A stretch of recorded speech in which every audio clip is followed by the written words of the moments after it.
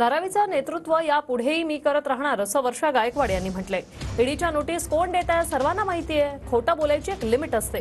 तर मी माझे मत मांडून कालपासून प्रचारात उतरले। बाळासाहेब थोरात यांच्यावर गायकवाड यांची प्रतिक्रिया।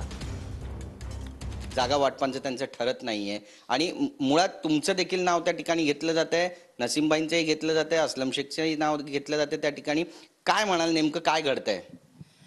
सर्वप्रथम माझं युतीला सांगणं आहे की आमची आघाडी बिलकुल चांगल्या तऱ्हेने झालेली आहे आणि असं आहे की संघटना म्हणून संघटना प्रमुखांना काही गोष्टी सांगण्यासाठी मी त्या ठिकाणी दिल्लीला गेले होते।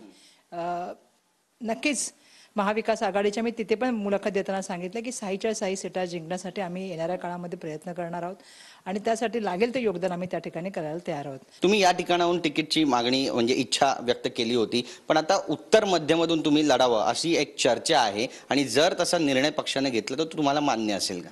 असं आहे की आपल्याला माहिती आहे की दक्षिण मध्य मुंबईसाठी आम्ही मागत होतो जागा। याचं कारणच होतं की त्याच्यामध्ये एक तर धारावी होती, धारावीच्या बाबतीमध्ये असेल किंवा जिल्ह्याचं एकूण राजकारण जर बघितलं तर माझे वडील जवळपास 4 वेळा त्या ठिकाणी निवडणुका लढले होते आणि आमची इच्छा होती की पक्षाला ती उमेदवारी मिळावी। आता ते महाविकास आघाडीच्या माध्यमातून जे आहे ते अनिल देसाईंना ती उमेदवारी मिळाली। त्यांच्यासाठी आम्ही पूर्णपणे जसं वर्षा गायकवाड इलेक्शनला लढणार असेल किंवा एकनाथ गायकवाड इलेक्शनला लढणार तशीच मेहनत आम्ही येणाऱ्या काळामध्ये करू।